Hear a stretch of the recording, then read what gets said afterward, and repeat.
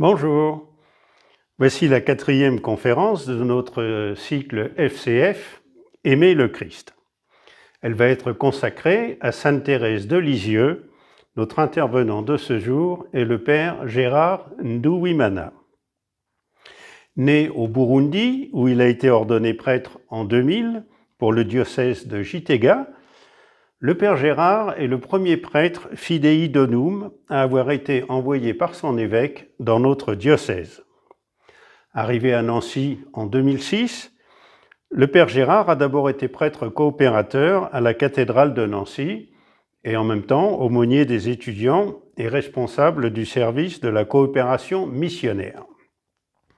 En 2009, le père Gérard part faire un master de théologie spirituelle à l'Institut catholique de Paris et soutient son mémoire sur Thérèse de Lisieux en 2012. Il reste parmi nous encore 2 ans, puis repart au Burundi en 2014, où il enseigne la théologie spirituelle au grand séminaire. Le père Gérard revient en France en 2017. Il est actuellement curé in solidum dans le secteur du pays Mussy-Pontin et il réside à Pompée. En même temps, il poursuit, alors cette fois-ci, un doctorat, toujours à l'Institut catholique de Paris. Son sujet, la question de l'écoute des victimes dans le cadre de l'accompagnement spirituel des personnes en souffrance. Il traite cette question à partir de l'œuvre de Maurice Bellet, B-E-2-L-E-T, prêtre catholique français, docteur en philosophie et en théologie et formé à l'écoute psychiatrique. Maurice Bellet est l'auteur d'un grand nombre d'ouvrages. Par curiosité, j'ai été regarder sur Google, j'ai vu quelques vidéos. Franchement, ça vaut la peine de découvrir Maurice Bellet. Pour revenir à Thérèse, c'est en ayant prêché une retraite auprès des sœurs Bene Theresia, la première congrégation autochtone du Burundi, que le père Gérard a découvert la spiritualité de Thérèse et a désiré la connaître davantage, d'où son travail de mémoire. Les sœurs Bene Theresia sont une congrégation dont la mission est d'aider les prêtres à évangéliser le peuple de Dieu, suivant l'exemple de Sainte Thérèse, en vivant l'esprit de la petite voix de Sainte Thérèse dont le père Gérard va certainement nous parler. Père Gérard, donc vous nous avez permis de faire un certain nombre de découvertes, Maurice Bellet, les sœurs Bene Theresia, dont 2 représentantes sont parmi nous à Nancy au centre spirituel actuellement. Alors, cela nous rend d'autant plus impatients de vous entendre nous parler de Sainte Thérèse. À vous la parole et bonne conférence à vous tous. Bonjour à toutes et à tous.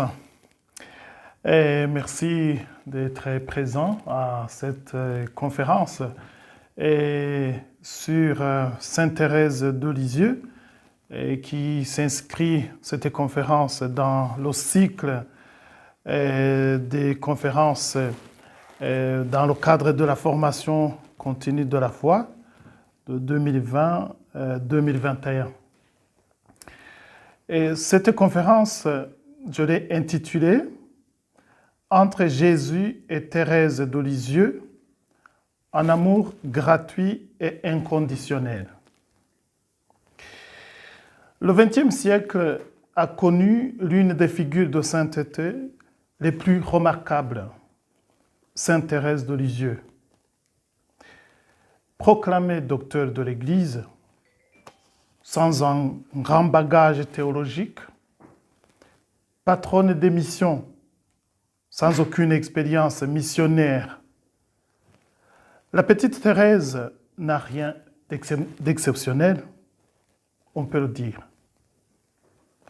D'ailleurs, elle n'a jamais désiré des grâces extraordinaires, même quand elle était gravement malade.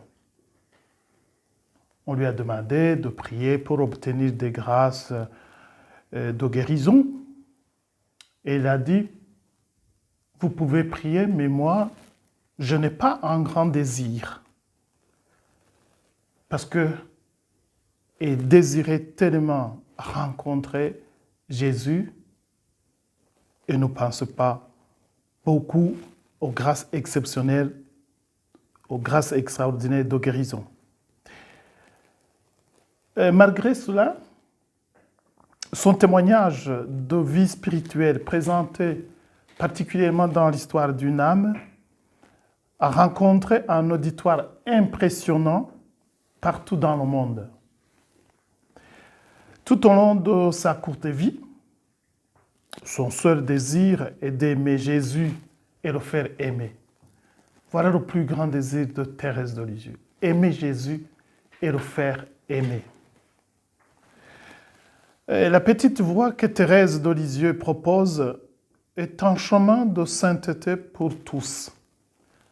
Voilà pourquoi elle n'aime pas ce qui est extraordinaire, ce que n'importe quelle personne, n'importe quel chrétien ne peut pas vivre, ne peut pas réaliser.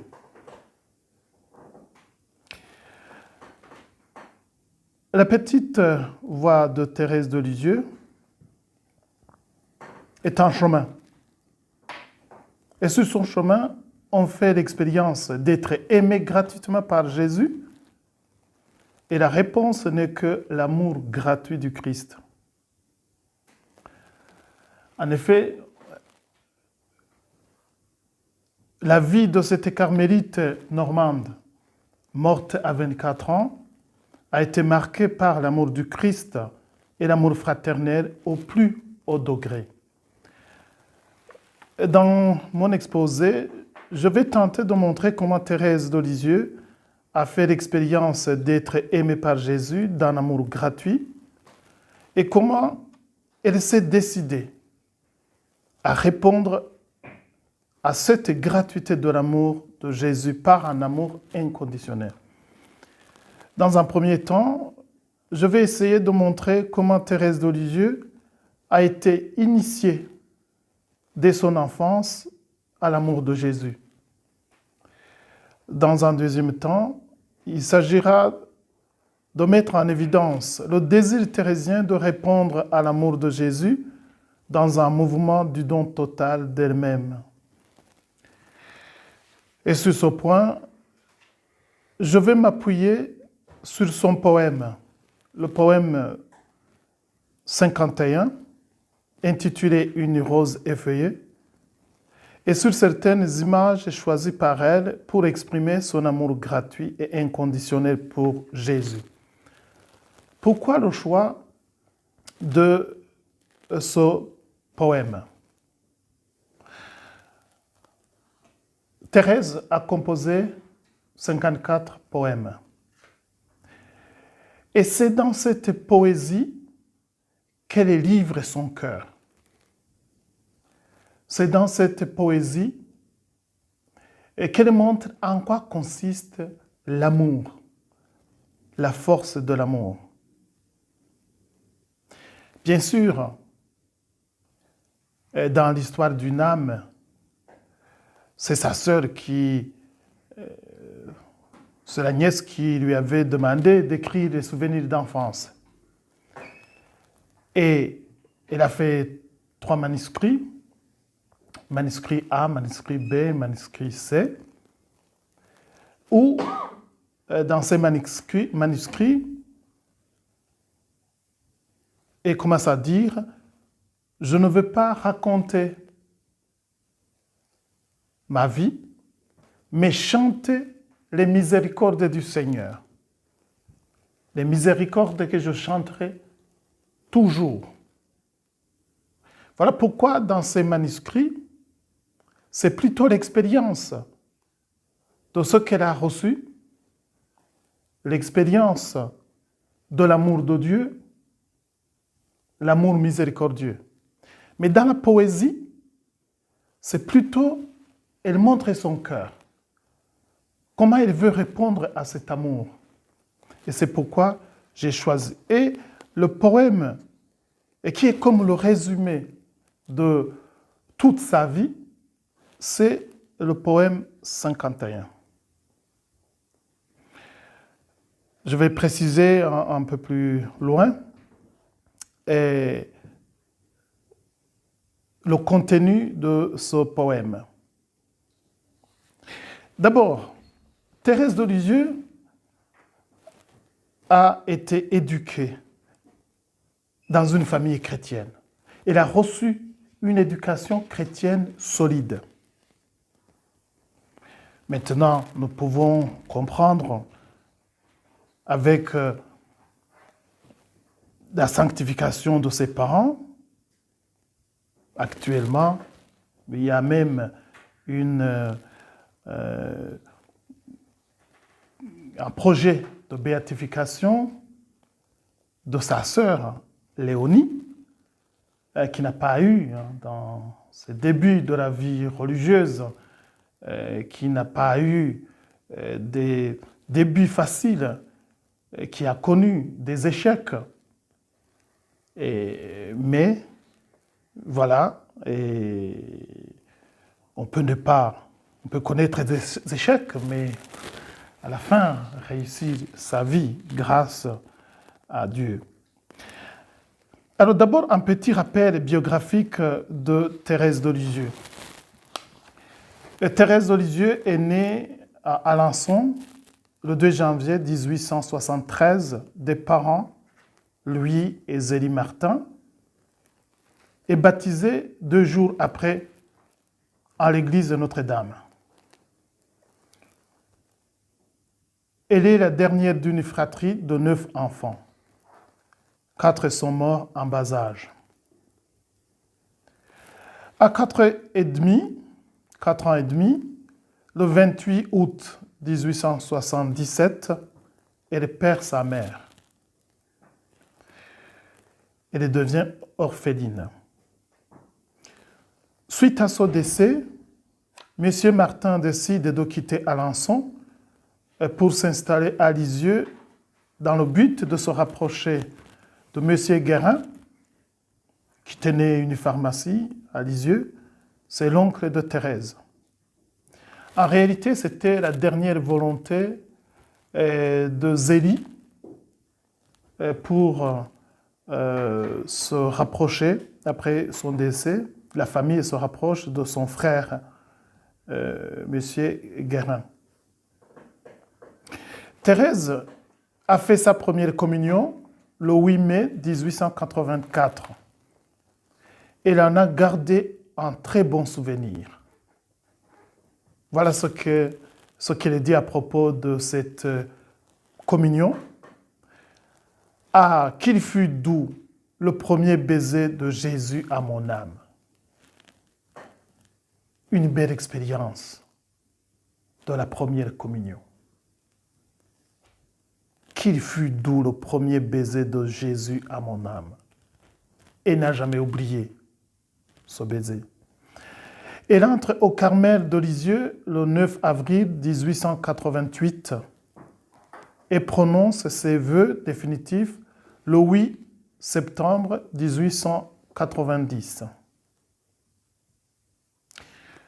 Thérèse meurt le 30 septembre 1897 à cause de la tuberculose. Béatifiée en 1923 et canonisée le 17 mai 1925, Thérèse de Lisieux, la patronne des missions, a réalisé son rêve. Et quel était son rêve? Parcourir le monde entier pour faire aimer Jésus. En 1997, Thérèse de Lisieux est proclamée docteur de l'Église par le pape Jean-Paul II.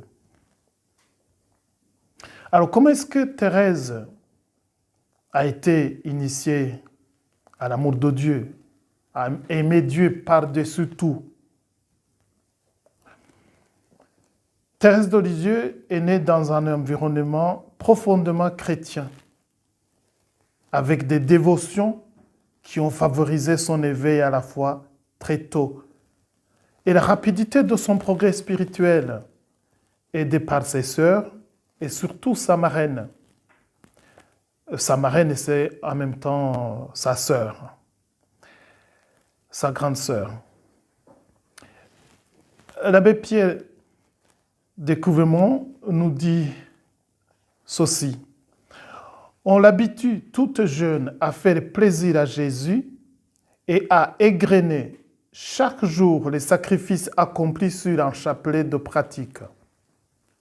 À l'époque, on le faisait, on comptait les sacrifices faits pour l'amour de Dieu. Peut-être cette pratique aujourd'hui on n'est pas très fidèle à cette pratique, mais c'est une pratique qui se faisait du temps de Thérèse de Lisieux. Et c'était sur un chapelet, on l'appelait un pratiquoire. Et ce pratiquoire a été ramené de la visitation du Mans, où ses sœurs aînées étaient en pension. Et c'était sous la surveillance discrète de leur tante maternelle, sœur Marie de Zité.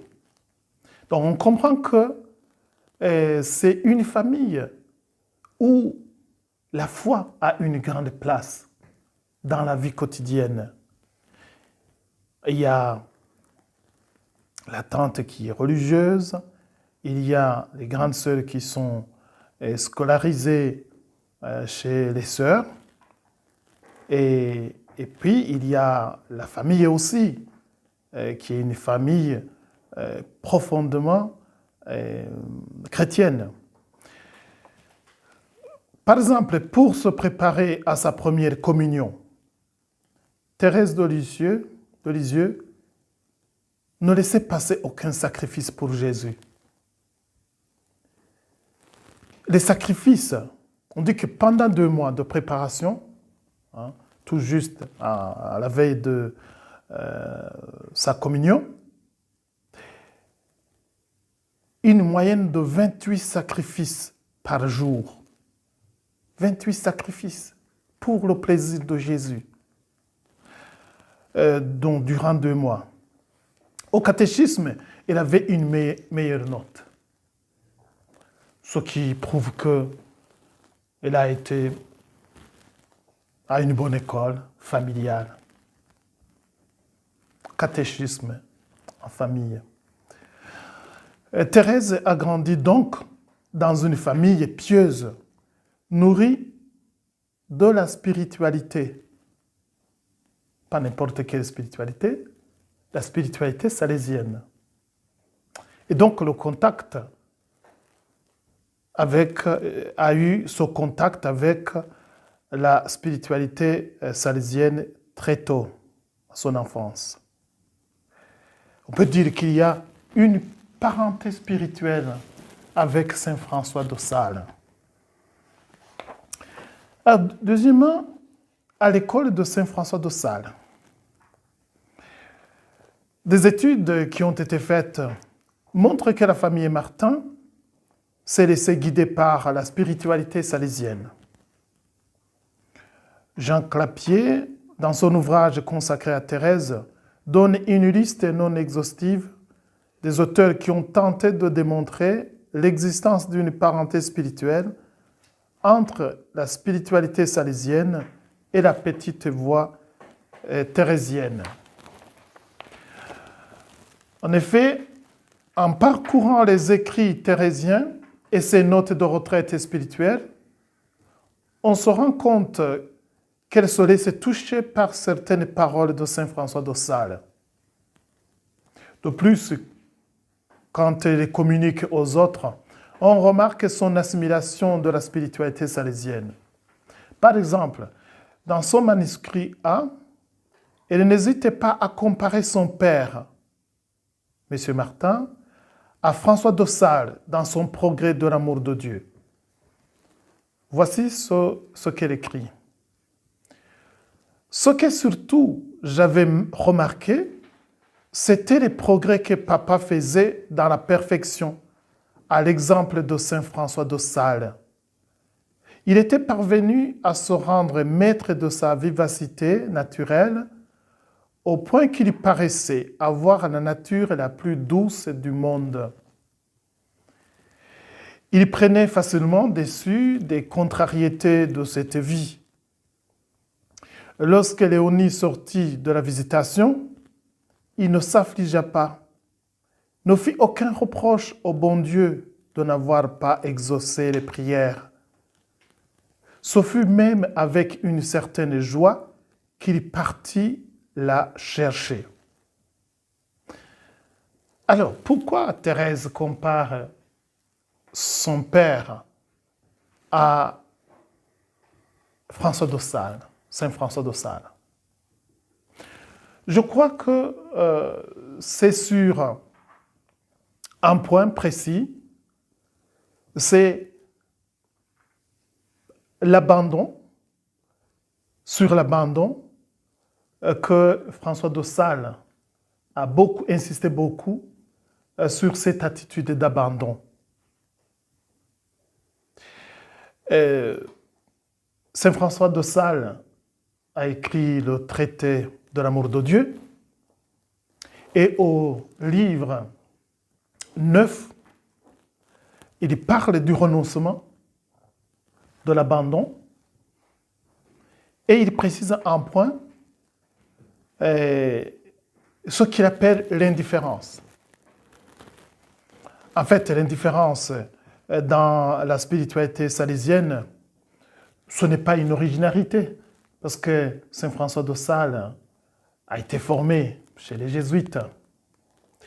Et donc, c'est à partir de l'indifférence dont parle Ignace de Loyola. Il s'agit d'une attitude d'attente, pas de passivité, mais d'attente pour bien discerner quelle est la volonté de Dieu afin de l'accomplir si on est éclairé sur cette volonté de Dieu. Alors, Thérèse a été marquée par cet enseignement, certainement, de Saint François de Sales, et surtout, Saint François de Sales, qui met vraiment au cœur de la vie, au cœur de tout ce qu'on fait, l'amour de Dieu. Un autre passage qui montre que Thérèse connaît bien la spiritualité salésienne se trouve dans sa lettre du 26 avril 1889, adressée à Céline pour lui souhaiter l'anniversaire de ses 20 ans. Elle lui rappelle qu'il ne faut rien négliger, qui puisse faire plaisir à Jésus. Et pour appuyer son argument, elle cite Saint François de Sales. Elle dit « Quand le feu de l'amour est dans un cœur, tous les meubles volent par les fenêtres. » Et donc, nous comprenons que Thérèse maîtrisait bien, pensait la spiritualité et pouvait citer facilement citer facilement Saint François de Sales. À propos du thème de l'abandon développé par le Père Michon c'était un jésuite qui était ami de la famille et il était de passage pour les vœux d'une sœur, parce que normalement il devrait être au Canada. Mais bon, il était là. Et il a prêché une retraite. Thérèse prend le soin de noter les citations attribuées par le conférencier, le Père Michon, à François de Sales. Voici quelques exemples tirés de ses notes. Que Dieu, dit l'aimable Saint François de Sales, soit désormais le Dieu de votre cœur et non le Dieu de votre conscience. Le Dieu de votre cœur et non le Dieu de votre conscience. Et plus loin, elle note encore. Saint François de Sales dit « Faites donc bon visage à votre âme. Donnez-lui un sourire une parole aimable. Une grande pauvreté spirituelle bien acceptée, c'est un grand trésor.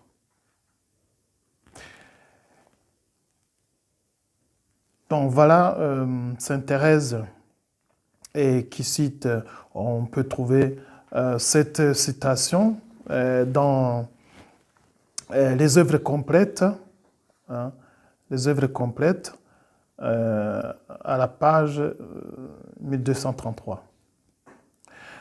On remarque que Thérèse suit avec une attention particulière les thèmes développés par François de Sales, surtout ceux qui sont en rapport avec le renoncement à soi-même pour faire plaisir à Dieu, l'abandon total pour l'amour de Jésus.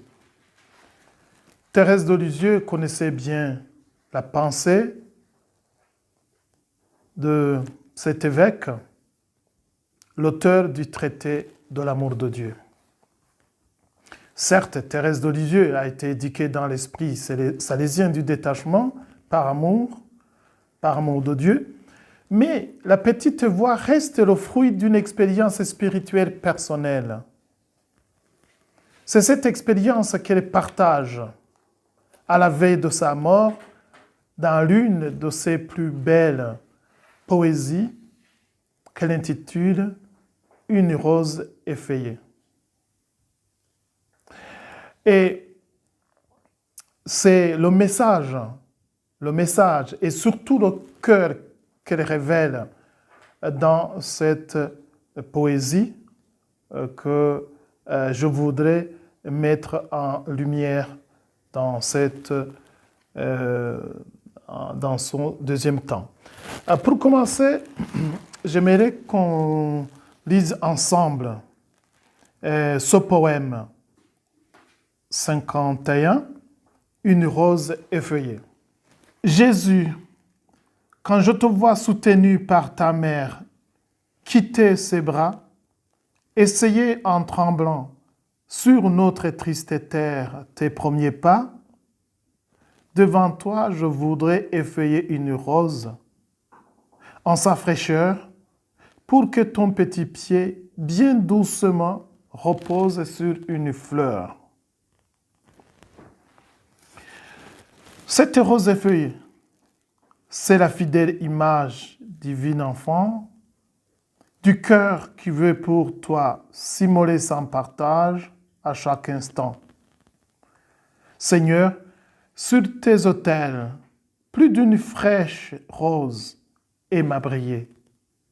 Elle se donne à toi, mais je rêve autre chose. C'est m'effeuiller. La rose, en son éclat, peut embellir la fête, ta fête, aimable enfant. Mais la rose effeuillée, simplement on la jette au gré du vent.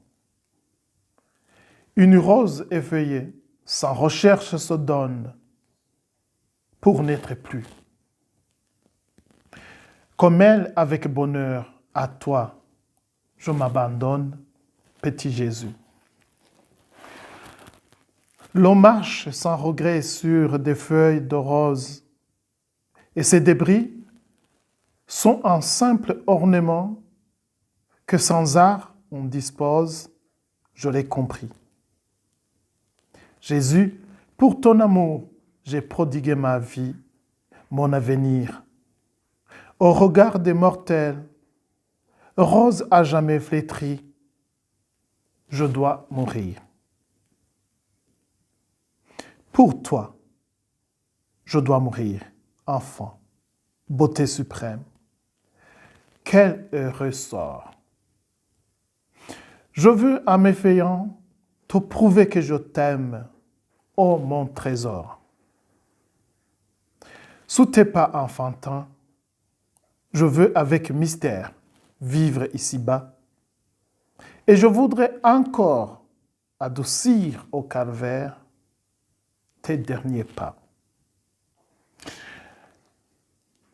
Alors, la dynamique de l'amour de Thérèse, d'après la symbolique de la rose effeuillée et quelques autres images. Thérèse aimait les images. Et elle exprime souvent une pensée profonde avec des images. Thérèse aimait la nature. Aujourd'hui, on pourrait dire qu'elle était très écolo, parce que c'est quelqu'un qui observait la nature. Et d'ailleurs, elle dit que Dieu, par la nature, nous a ouvert un livre de vie. Alors, 3 mois avant sa mort, dans la souffrance la plus atroce de sa maladie, Thérèse écrit ce poème, Une rose effeuillée. Ce poème est l'expression la plus forte de son dépouillement pour Jésus seul, son don total. Mais quelle est l'histoire de ce poème? En réalité, c'était une commande. Une rose effeuillée a été composée à la demande de Mère Henriette, ancienne prieure du Carmel de Paris, qui était à ce moment-là gravement malade. Thérèse aussi est malade. Elle est gravement malade au moment où il compose ce poème. Ce qui préoccupe Thérèse en ce moment n'est pas sa maladie, mais l'offrande de sa vie à Jésus, et cela d'une manière définitive, sans retour sur soi. Il s'agit d'un cheminement dans l'abaissement à la suite du Christ qui commence à la crèche et s'achève au calvaire. Une petite précision, c'est que la sœur, la mère Henriette, quand elle a reçu ce poème, et elle a écrit en disant « Oh, c'est très beau, vraiment c'est très très profond, mais il manque une strophe, la dernière. La dernière, c'est retrouver au terme retrouver la rose.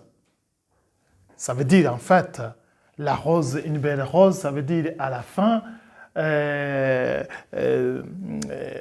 dans la gloire, rencontre avec Jésus, et ça veut dire une belle offrande, agréable, donc une rose magnifique. Mais Thérèse répond, si la bonne mère est inspirée, et n'a qu'à l'ajouter, moi je ne me sens pas inspiré. Pourquoi elle dit ça? Parce que pour Thérèse, retrouver la beauté de cette rose, ça veut dire que ce qu'elle a fait, c'était en vue de ça. Donc il y avait un intérêt. Or, justement, ce n'est pas sa spiritualité, ce n'est pas son désir. C'est de s'effeuiller et de ne plus exister. Parce que la rose a sa beauté quand il y a encore les pétales. Quand on les feuille, la rose n'a plus son éclat, n'a plus sa beauté. Voilà, Thérèse de Lisieux, c'est là ce qu'elle aime. Ça veut dire qu'elle ne veut pas qu'elle soit admirée ou qu'elle recherche une récompense. Non. Son amour est gratuit.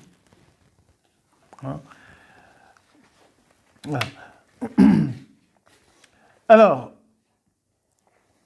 donc vers la fin de sa vie, au cœur de grandes souffrances, détachée de toute activité de la communauté, une seule chose lui reste.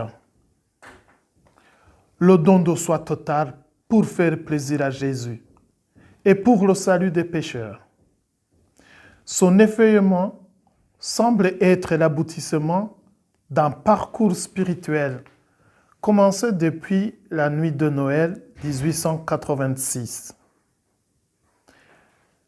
Selon son propre témoignage, cette nuit lumineuse a marqué un tournant dans sa vie spirituelle et inauguré une nouvelle étape de la vie qu'elle qualifie de course de géants. Voici ce qu'elle dit.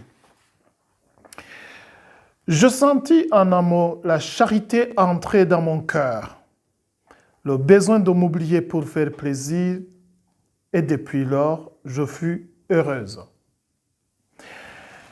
Qu'est-ce qui s'est passé cette nuit de Noël 1886 qu'elle n'a jamais oublié? Et elle est dit, précisément, je sentis en un mot la charité entrer dans mon cœur. Donc c'est une expérience extraordinaire. Donc elle peut dater à un moment précis. Alors, en 1886, Thérèse a 13 ans. Elle a 13 ans.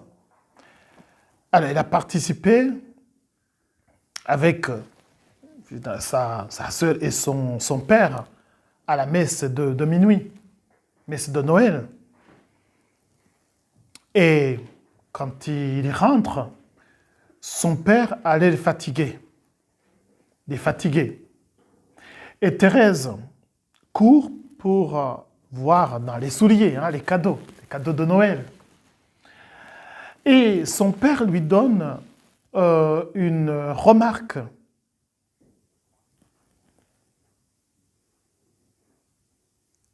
Nous rappelons que Saint Paul dit au Philippiens chapitre 2, lui, qui avait le rang qui l'égalait à Dieu, s'est abaissé, prenant la condition du serviteur. Il s'est abaissé. Donc Thérèse voit aussi dans cette incarnation l'abaissement de Jésus. Ce qu'on appelle habituellement la kénose. Il s'est abaissé. Et Thérèse dit, Jésus, quand je te vois soutenu par ta mère, quitter ses bras, essayer en tremblant sur notre triste terre, tes premiers pas. Et elle voit l'humanité de Jésus, comme nous tremblons, la faiblesse d'un tout petit enfant, tremblant. Thérèse est saisie par cet abaissement de Jésus dans ses premiers pas. Elle veut s'abaisser davantage et être sous ses pieds. Pour elle, la dynamique de l'abaissement est la véritable expression d'amour. Le fait de s'abaisser, c'est pour prouver. Parce que Jésus aussi, pour prouver l'amour de Dieu, que Dieu a pour les hommes, il s'est abaissé. Il s'est abaissé, prenant la condition du serviteur. C'est pour cette raison qu'elle est fascinée par cette petitesse de Jésus au début de sa vie sur terre. C'est avec une grande admiration de l'amour qui s'abaisse qu'elle regarde les premiers pas de Jésus. L'abaissement de Jésus ne peut se comprendre que dans le mystère de son amour pour nous. Et Thérèse communique cette pensée dans sa lettre 162. Et dit ceci, « Jésus, qui vous a fait si petit ?» Et elle répond, « L'amour. » Elle aime faire des points de suspension, Thérèse de Lisieux. L'amour. Voilà, il est petit, devenu petit, par amour. Il n'y a pas d'autres explications pour elle. Ainsi, selon Thérèse, l'amour est la clé de compréhension du mystère de l'incarnation. Car la petitesse de Jésus serait insaisissable en dehors de l'amour de Dieu pour les hommes. Thérèse contemple les premiers pas de Jésus sur terre Elle voit Jésus dans sa fragilité d'enfant, quitter les bras de sa mère. Les bras de la mère sont un lieu sûr, un lieu où tout enfant se sent rassuré, en sécurité.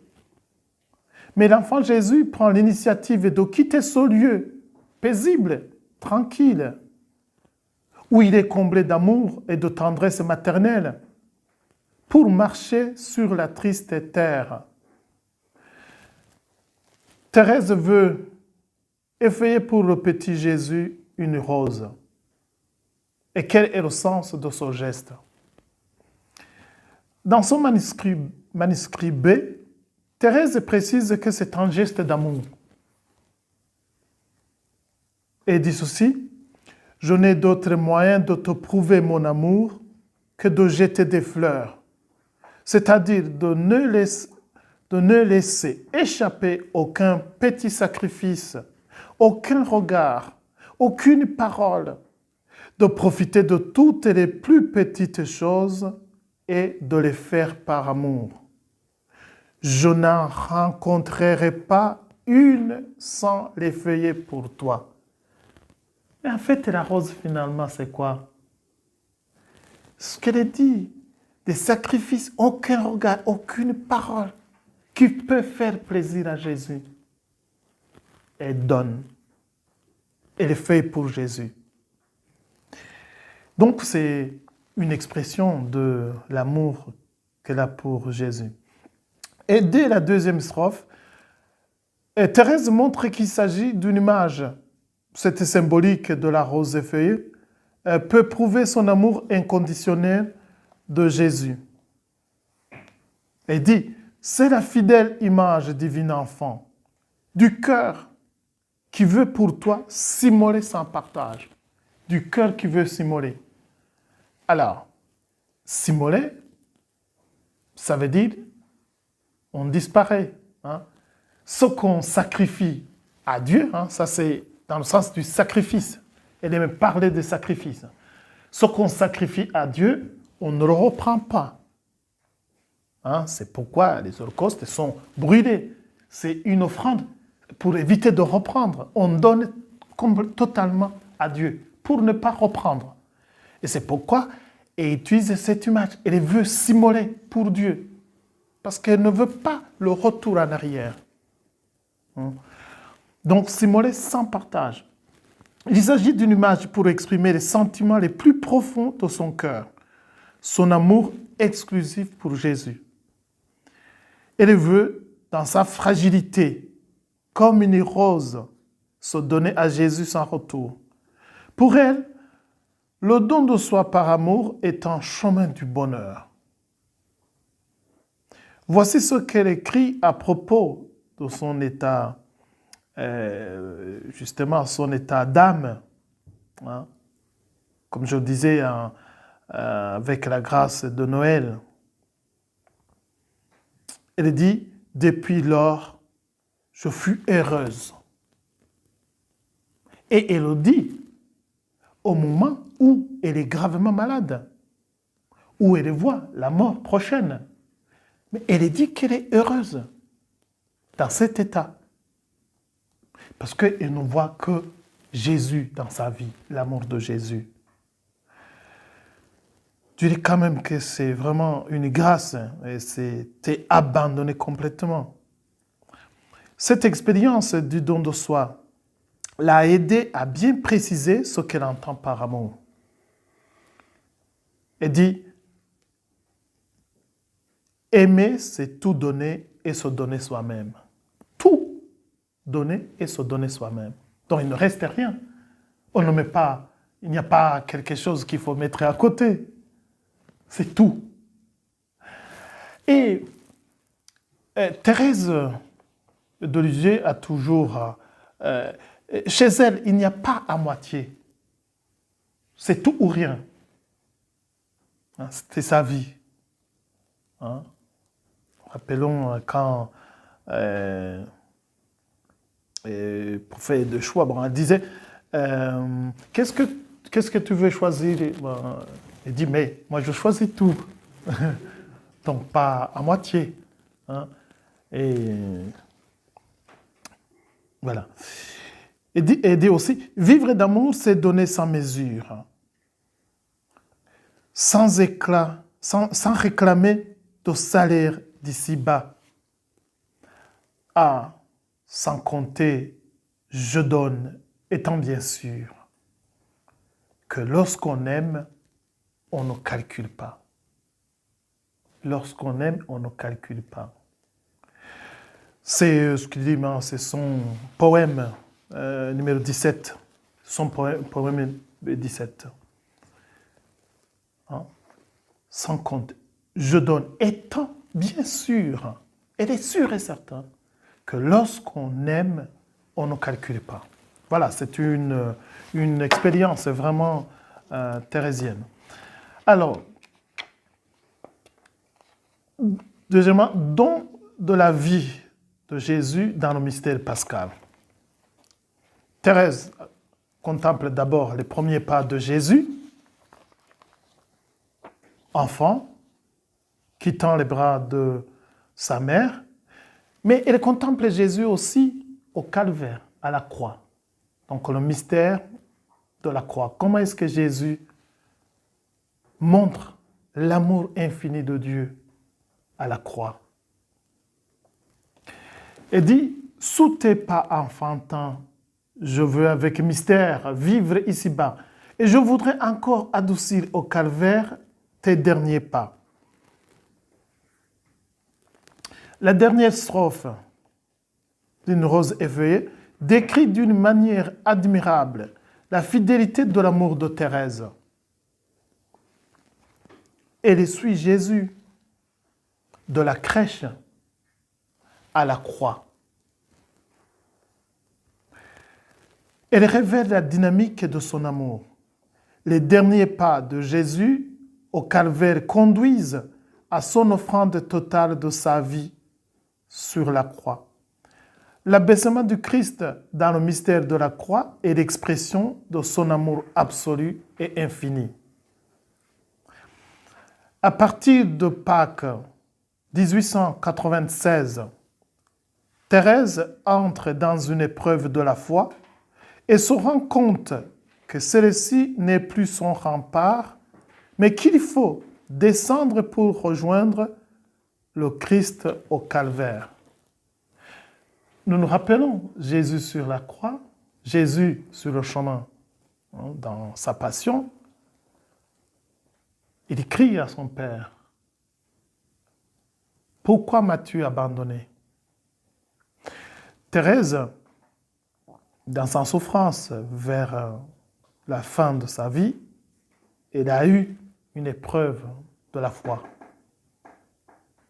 L'épreuve de la foi. Elle était dans la nuit. Et il disait, j'ai prouvé une joie, mais ce n'est pas une joie sentie. Ça veut dire dans le cœur. C'est comme une grâce. C'est la joie de se savoir aimé par Dieu. Elle contemple le Christ qui se donne totalement dans ses derniers pas. Sa manière de répondre à cet amour qui s'abaisse au calvaire et de se jeter sous les pas de Jésus sur le chemin de la croix.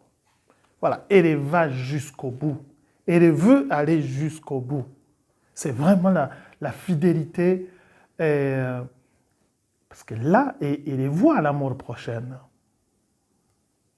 Mais à partir du chemin de croix de Jésus, à partir de sa passion, et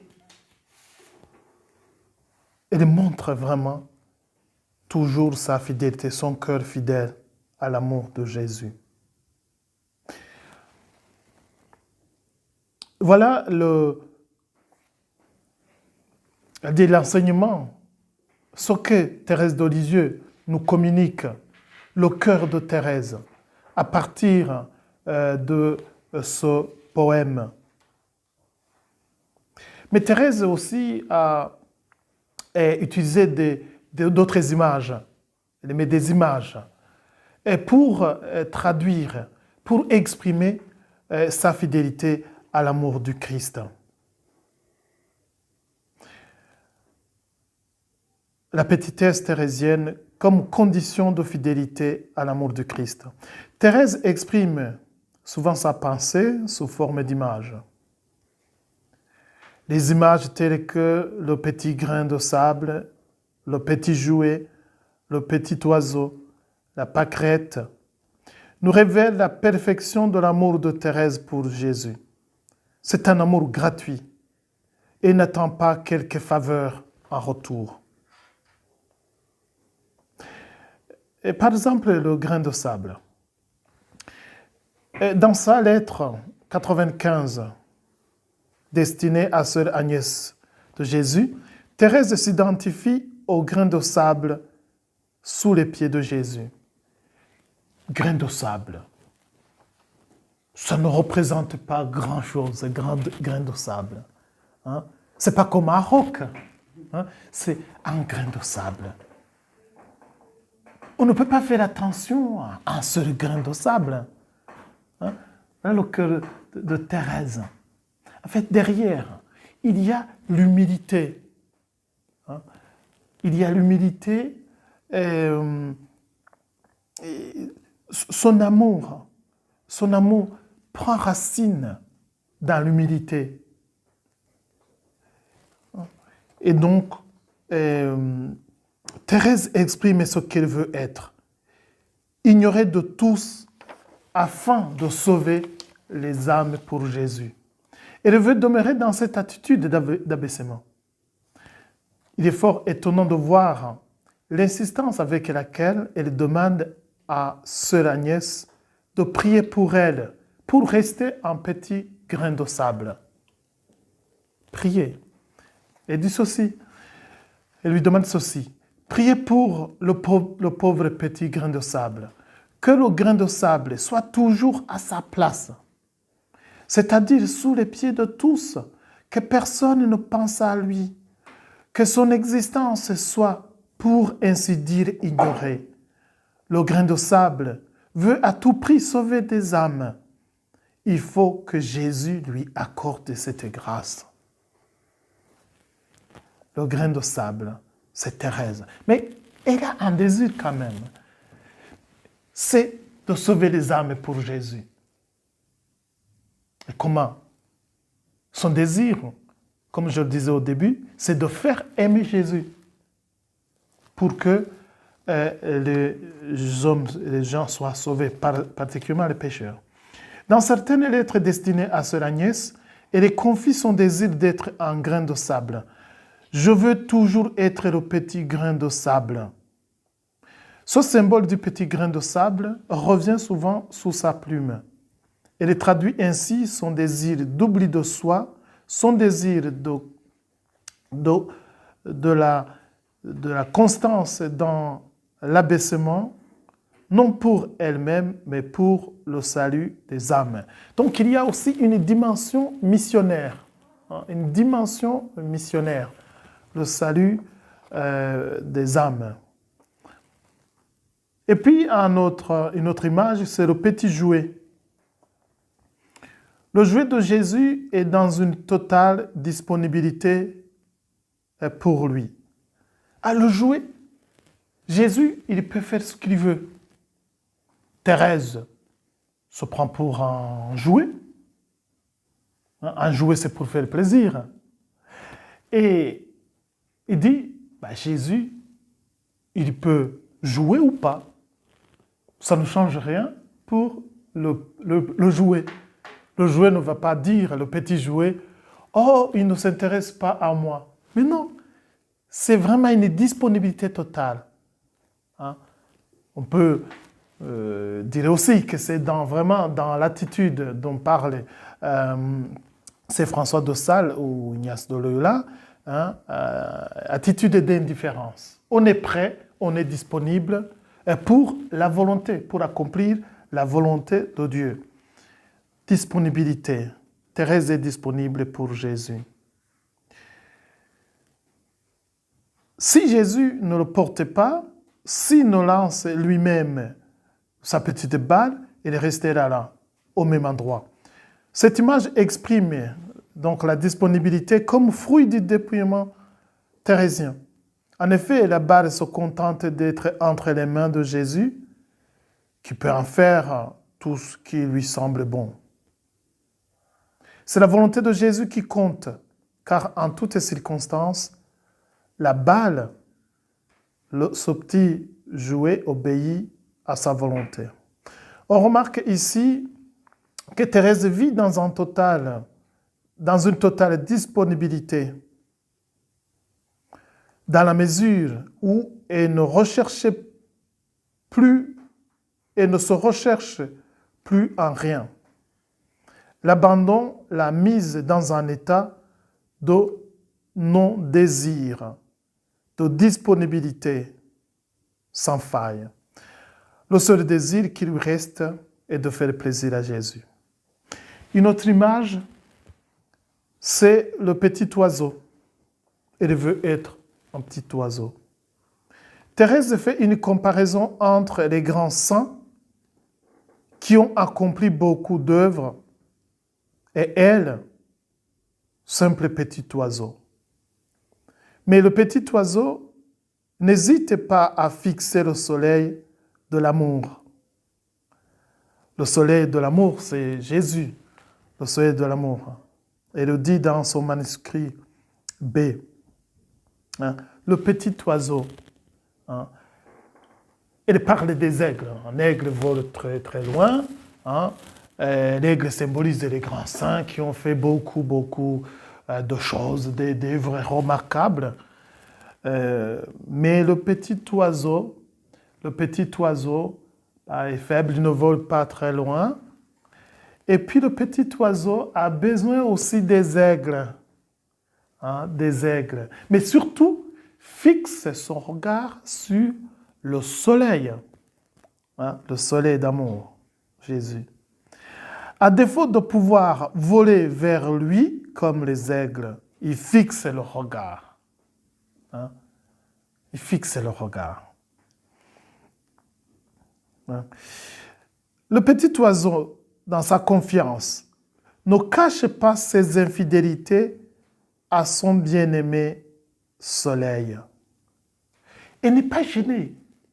Thérèse n'était pas gênée de ses faiblesses, de ses limites, parce qu'elle sait que Jésus l'aime, son bien-aimé soleil l'aime tel qu'elle est.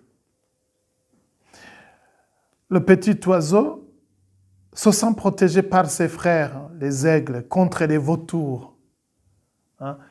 Ça, ce sont les grands saints qui intercèdent, qui prient pour nous.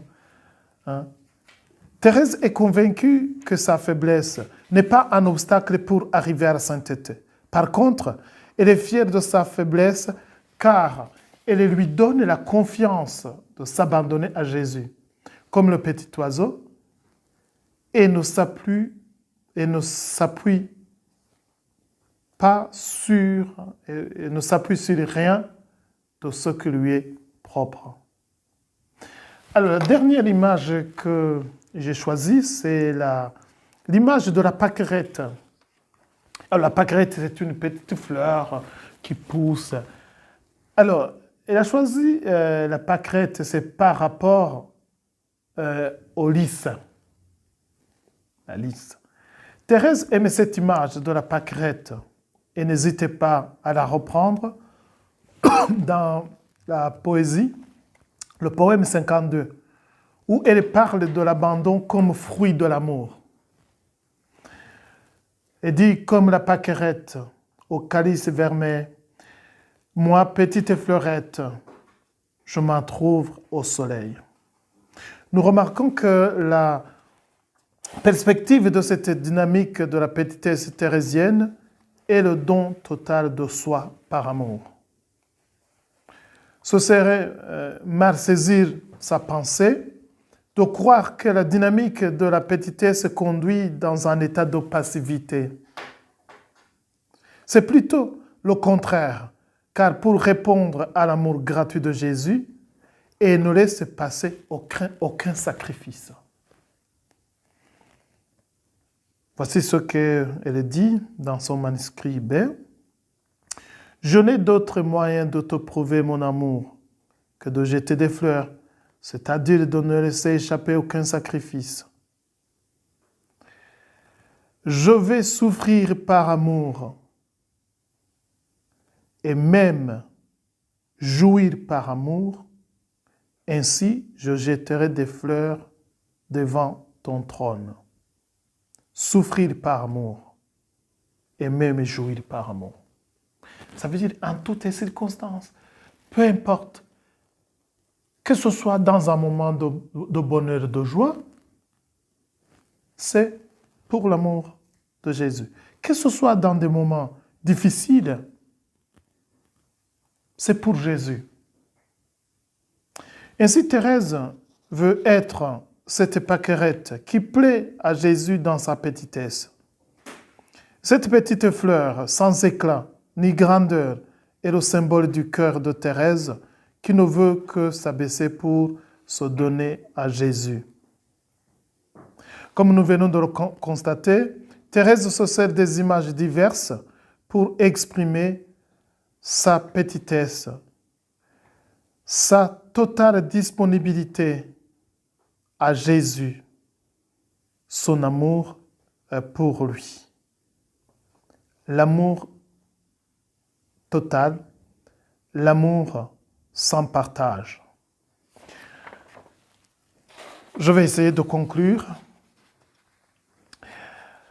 À la fin de sa vie, Thérèse n'hésitait pas à exprimer son bonheur de s'être livrée totalement à l'amour de Jésus.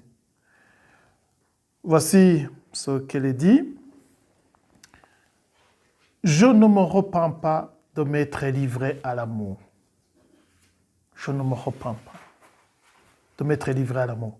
Oh non, je ne me repens pas, au contraire. »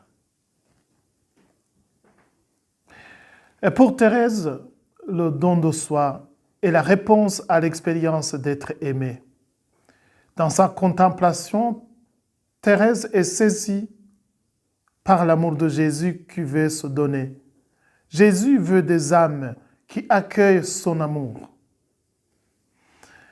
S'ouvrir à cet amour, c'est le plus grand désir de Thérèse. Mais l'âme doit créer des conditions pour recevoir le don de l'amour de Dieu. Et dit ceci, « J'ai compris encore que l'amour de notre Seigneur se révèle aussi bien dans l'âme la plus simple, qui ne résiste en rien à sa grâce, que dans l'âme la plus sublime. » Ce qui est important pour elle, c'est être disponible, c'est de recevoir cet amour de Dieu dans n'importe quelle condition, dans n'importe quel état de vie. C'est dans son abaissement que l'amour se donne davantage. La grandeur de l'amour de Jésus ne peut être contemplée que dans son abaissement. Thérèse veut suivre le même chemin pour se livrer totalement à Jésus. Jésus, c'est son modèle. En parcourant les écrits de Thérèse, on est frappé par la démesure et l'infini de son amour du Christ. En effet, le don de soi fondé sur l'amour gratuit échappe à tout calcul qui impliquerait une certaine limite. Ce trait caractéristique de l'amour avait été souligné par saint Thomas. La charité peut toujours grandir jusqu'à l'infini. Il n'y a aucune limite à son augmentation, car elle est une certaine participation de la charité infinie qui est l'Esprit Saint. Je pense que parmi les saints, qui ont mieux saisi cette pensée que l'amour est en perpétuel progrès, c'est Thérèse de Lisieux. Il n'y a pas de sommet. Thérèse a vécu cette réalité. Son amour pour Jésus a toujours progressé jusqu'à ce qu'elle dise à la fin de sa vie, « Je ne meurs pas, j'entre dans la vie ». En reliant les pas enfantins et les derniers pas de Jésus, Thérèse semble faire abstraction du temps. Pour elle, le don de soi est de tout instant. Il n'y a pas un moment pour aimer et un moment pour ne pas aimer.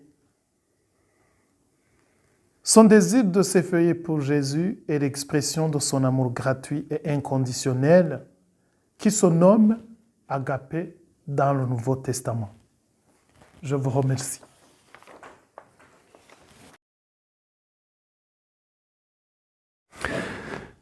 Merci Père Gérard pour ce magnifique éclairage sur Thérèse. Ce que je voulais savoir, c'est comment est-ce que ces écrits ont été publiés, est-ce qu'ils étaient connus de son vivant par sa communauté, comment est-ce qu'ils ont, si oui, été reçus par la communauté en question du vivant de Thérèse, ou est-ce que ça n'est qu'après sa mort que tout ça a été compilé et a permis d'ouvrir la voie vers sa canonisation? En fait, c'était vraiment à usage. On pourrait dire que ce qui intéressait, c'était les sœurs, pour se souvenir de ce qu'on a vécu en famille, tout ça. Et puis, quand elle a reçu le manuscrit A et le manuscrit B, en fait, sa sœur a mis de côté, dans un tiroir. Hein. Et puis, c'est vers la fin, quand on voit qu'elle va mourir, c'est l'autre prieurrat donc, de Marie Gonzague, qui était l'ancienne prieur, et parce qu'elle était élue, qui lui a dit, c'est donc Marie-Agnès qui lui a dit de lui demander de faire, de compléter, d'achever. Donc c'est ce que lui avait demandé d'écrire. Elle a écrit alors le manuscrit C.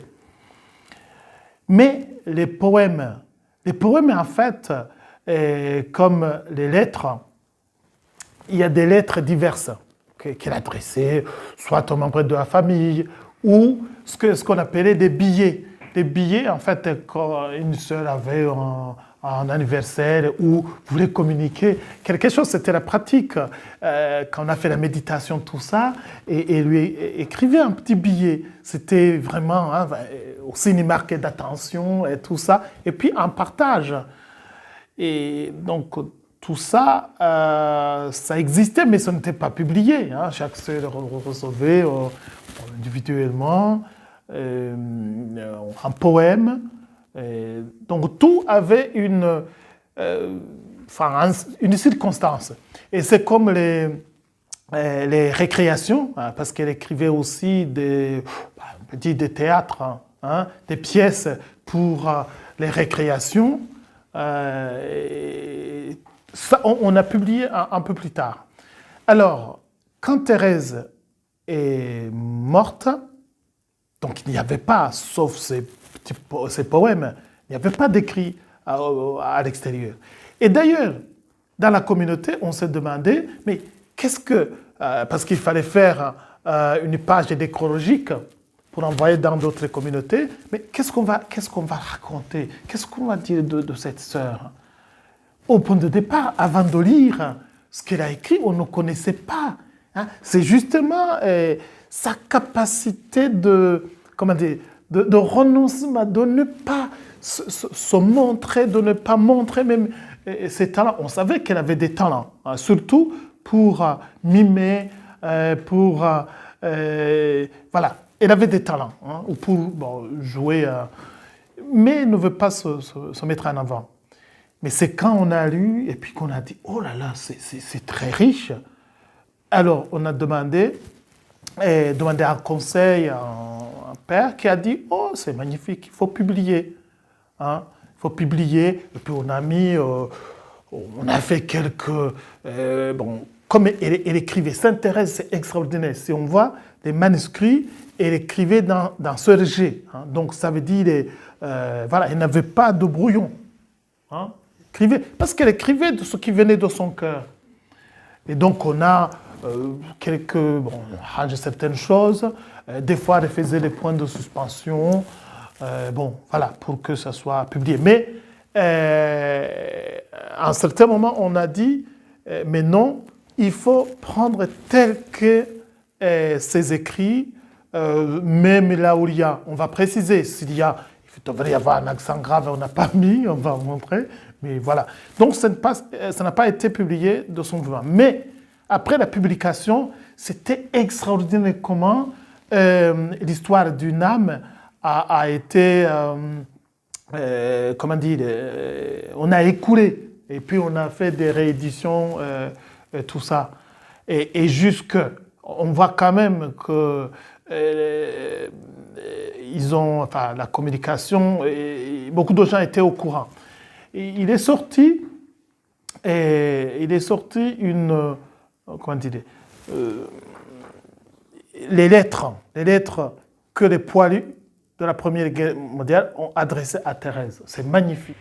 J'ai entendu dire qu'au Burundi, il y a beaucoup de communautés religieuses rattachées à Sainte Thérèse de Lisieux. Vous pourriez nous en dire quelques mots, comment le lien s'est fait? En fait, il y a une congrégation, la première congrégation du Burundi. C'était une communauté qui est née en 1933. Hein, actuellement, compte autour de 600, en tout cas plus de 500 religieuses qui sont présentes au Burundi, aussi en mission en Italie, en Allemagne, en Tanzanie, au Tchad, et puis ici, récemment en France, à Nancy, hein, au centre spirituel diocésain. Et puis il y a des reliques, hein, il y a des reliques dans mon pays. Hein, tous les pays n'ont pas de reliques de Sainte Thérèse de Lisieux. Les sœurs de Ben Teresa ont des reliques. Hein, donc il y a une chapelle avec les reliques de Sainte Thérèse de Lisieux. Moi, je voulais savoir l'impact à Lisieux même, encore maintenant. C'est un lieu de pèlerinage, hein, très important, et donc très très important. Et puis, on peut dire que les témoins, hein, de la vie de Thérèse, on peut dire que ils étaient là, hein, les témoins oculaires. Sainte Thérèse de Lisieux avait une grande place pour les prêtres. Hein. Voilà, quand elle a dit je vais au Carmel, hein, pour prier, hein, aider les pécheurs et prier pour les prêtres. Hein. Ouais, les motivations parmi sa vocation, il y a prière pour les prêtres. Donc Lisieux, ça reste quand même une référence, ça reste... aucun lieu pour Thérèse de Lisieux ne peut égaler à Lisieux. Quand on est là, vraiment, on se sent proche d'elle. Personnellement, je sens la paix, je vois Thérèse qui prie pour chacun, parce que à la mort, elle a dit quand j'irai au ciel, je ferai pleuvoir la pluie des roses. Ça veut dire, je vais continuer à faire du bien sur terre. Vous voyez, quand même, c'est quelqu'un qui a dit, hein, il faut faire du bien sur terre. Et alors, pourquoi ne pas la prier? Pourquoi ne pas demander son intercession? Et voilà. C'est cette façon de vivre l'amour d'une manière simple. Ça veut dire pas vraiment des choses extraordinaires, parce que c'est ce qui me touche chez elle. Et elle a été toujours fidèle à ce qu'elle dit. Hein. Quand elle dit la grâce de Noël, donc j'ai senti le besoin de m'oublier pour faire plaisir. Et depuis, je suis heureuse. Vous savez, elle a dans sa communauté, alors qu'elle était chouchoutée par son père et tout ça, et elle a eu beaucoup d'épreuves. Beaucoup d'épreuves. Et non seulement on l'a considérée comme quelqu'un, ça veut dire on critiquait, c'est une petite bourgeoise, alors qu'elle ne voulait pas, elle voulait être simple. Et puis on critiquait aussi, la famille, ses sœurs. Hein, parce qu'il faut savoir que à cette époque-là, donc elles étaient 4 sœurs, plus une cousine qui était religieuse aussi. Donc ça veut dire presque dans une même famille, sur une communauté de 25, elles étaient 5. Vous pouvez imaginer quelques jalousies. Hein. Ça arrive. Hein? Et Thérèse de Lisieux dit que, justement, dans sa communauté, elle dit « J'ai rencontré plus d'épines que de roses ». Elle a dit, à la fin, « J'ai beaucoup souffert. Hein? Il faudra le dire aux âmes. » Pour dire quoi? Thérèse de Lisieux ne voulait pas qu'on dise voilà, c'était elle était heureuse parce qu'elle jouait aussi, avec la récréation, tout ça, pour dire que elle était toujours épanouie, tout ça. Elle dit clairement qu'elle a beaucoup souffert, non seulement physiquement, par la maladie, mais aussi moralement. Ce que j'aime chez elle, elle avait un bon discernement et le réalisme dans la vie concrète. Non, ce n'était pas une jeune fille qui n'avait pas une maturité. C'est justement extraordinaire. Dans quelques temps, donc à partir à partir de 13 ans, quand elle a reçu la grâce de Noël, le progrès extraordinaire, la maturité extraordinaire. Et c'est pourquoi c'est elle qui dit « J'ai fait un pas de géant ».